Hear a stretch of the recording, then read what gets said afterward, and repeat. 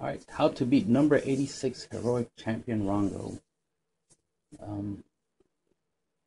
There's two ways to deal with him. One, there's the strategic way, and then there's the solution way, right? The one card out, right? So for those who want solution, one card out, XYZ Encore is your one card out to the mighty Rongo. But for those who don't want to play this card, can't play this card, or for whatever reason, if you're like me who don't side deck, so you won't be siding this, and I definitely won't main it, I would have to beat Rongo with strategy. So I have to be strategic in beating him. So to beat him strategically, I have to understand him, right? So when he has one or more materials, cannot be destroyed by battle. He has two or more materials, he gains 1500 attack, 1500 defense. He already starts off 1500 attack and defense, so he becomes 3000, 3000. When he has three or more materials, unaffected by other card effects. When he has four or more materials, your opponent cannot normal or special summon monsters. When you have five materials, once per turn, you can destroy all cards your opponent controls. He requires two or more level 4 warrior monsters. You pretty much are only going to use 2 level 4s to make him on average. Because the way you're going to give him more materials is with number 75, Gossip Shadow. Gossip Shadow requires 2 or more level 3 monsters. So you can use 2 level 3s, or 3 or 4 or 5. The more materials used to make him, the more materials you can give to Rongo. The other ability he has is once per turn when an opponent monster activates an effect, quick effect, you can detach some materials from this card. The activated effect becomes both players draw a card. So there's a way you can kind of negate a hand trap, right? You can negate the effect of a monster. So when it comes to hand traps, you obviously want to do something against him, and if your opponent goes first and he's trying to set this up, you want to target number 75 with hand traps, since he will have an effect to activate, which is to equip himself to Rongo as material, along with the materials he already has. So you want to prevent that, so you want to hand trap that. You want to either Ghost Ogre him, or you want to Veiler him. So that's important to keep in mind. But the fact that he can detach materials to negate that, something to keep in mind. But at the same time, that can also help you, which creates like a double-edged sword scenario where, damn if they do, damn if they don't. Because you kind of still benefit by playing a hand trap. And if they do negate, then they have less materials to give to Rongo, and less materials on Rongo, the less problematic Rongo can be. So it's very important to manipulate and control the materials that Rongo will have. Also, Rongo, during the end of your turns, will lose a material on his own. So then stalling will be a strategy that you'll want to implement in order for him to lose materials. And by him losing materials, he gets weaker by effects. Weaker effects means easier for you to deal with, without having a simple, straight-up solution like XYZ Encore. There's other cards that can manipulate the XYZ materials, like Space Cyclone, detach one material from a monster. That's pretty decent, that exists. Not, it's something else you might side in along with XYZ Encore to, increases your chances of getting a way to manipulate the materials to get closer to beating Rongo sooner than later, right? Because if not, then you might have to just stall, which is a typical strategy that I would use. 1 day apiece, both players draw a card, neither player takes damage, battle, or effect. This will help you stall long enough to let Rongo lose materials on his own, so that way you can hopefully beat him. Book of Eclipse is something you can, if you go first, you could play to react to your opponent summoning a whole bunch of monsters and put them face down while they're face down. You can't use it as exceed materials. They can't even be used as link materials. So this isn't inherently good. Most people side it or main it, so you will already have access to this. So this is one way. you can deal with Rongo. Going first, if you go first. Going second, going to be a little bit harder. But once you get him to the point where he has only 2 materials, then you can use this to put him face down. And then use an effect that could affect him while face down or something. As an example. Waboku just prevents your monster from trying to resolve battle and from damage, so this is another good way of stalling.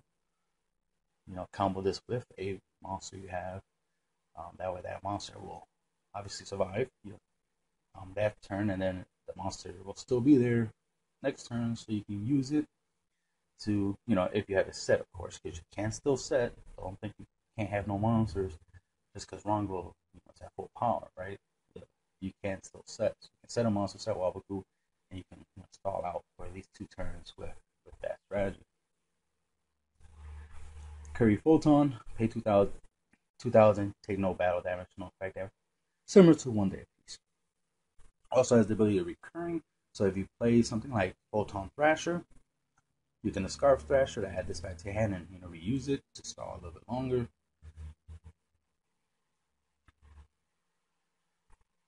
Kribo prevents the damage you would take from battle. So, throughout the damage step, so this will be a way you can, stall a little bit longer. But as long as you still have life points, you're still in the game, right? Then stuff that can't die by battle, which is very useful because that will definitely help you stall. Like X-Saber for Shaw, since he's warrior, easier to search, he's earth, so he has some synergy to make stuff like Notorious Beast, Barcount, that kind of stuff, Isolde, and so on and so forth. And there's other monsters that have this effect. This just happens to be one of the ones that's a warrior. There's a couple other. If you're playing super heavies, you already have a couple monsters that can't die by battle, like Blue Brawler. Plus has 2,000 defense, that could be relevant in case your opponent has piercing effects. 2,000 defense is useful. And, you can stall hopefully long enough that you can make a comeback, right? Battle Fader, once he loses the ability to prevent you from normal or special summoning, then you can try to stall a little bit longer with things like Battle Fader, Gores, so on and so forth. Because him losing the ability to prevent you from summoning is going to happen a lot sooner than being unaffected. So stuff, so Swift or Scarecrow won't be useful because he will still be unaffected. So Swift or Scarecrow won't work on him, but Battle Fader will still work. Gores will still work. So you want to use stuff like this. And the 3,000 token in defense mode is useful. 3,000 defense, right? So that we can stall a little bit longer against Rongo until you can take him down, right? Already mentioned about using hand traps and permanence hand trap. The trap you can play for hand, obviously, that you can play and try to prevent number 75 from attaching to Rongo. You can obviously stop the summoning of Rongo or number 75, or however way it plays out with stuff like Black Horn of Heaven, Grand Horn, Solemn Strike.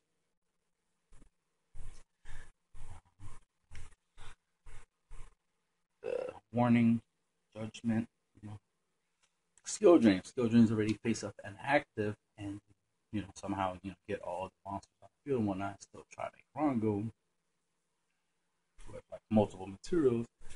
He will lose his ability, but the ability to prevent your opponent's number 75 from attaching is useful. Stuff like Skill Drain, even stopping a whole bunch of summoning, because to get a lot of materials means you gotta have a lot of monsters. To have a lot of monsters, you gotta special summon a lot, right?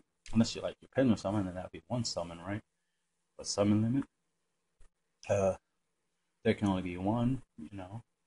Rival Warlords can slow them down. Goes in match, same thing. Especially with Rongo being dark and number 75 being wind, goes in match and prevent them both from being on the field. So that will help you hold them down. Ten Temple, a pretty decent card. It's generic. It helps detach material, so it helps you get closer to getting Rongo down to less material, so you can deal with him easier. Raptor, Ultimate Falcon, you know, any monster that's, you know, unaffected by card effects, that is stronger than Rongo, because at max Rongo is only a 3,000. Ultimate Falcon is 35, so that's a good wall you can use for a bit.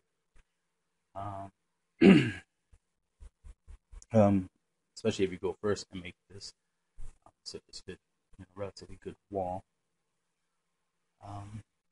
Moving on. Anything that can't be destroyed by card effects is also useful. Also, stuff that can't be destroyed by battle is also useful. So that combination of can't be destroyed by battle and card effects, like Belzy of the Violet Dragon, really good, you know, relatively generic synchro you can make. Has 3,000 attack and defense, so that's also useful against Rongo.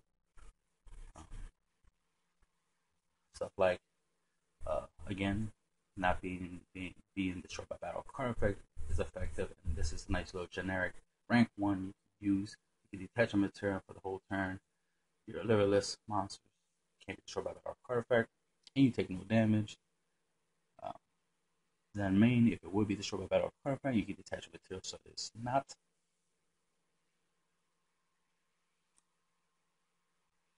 Same goes for Fortune Tune. If it would be destroyed by battle card effect, you get to check material so it's not.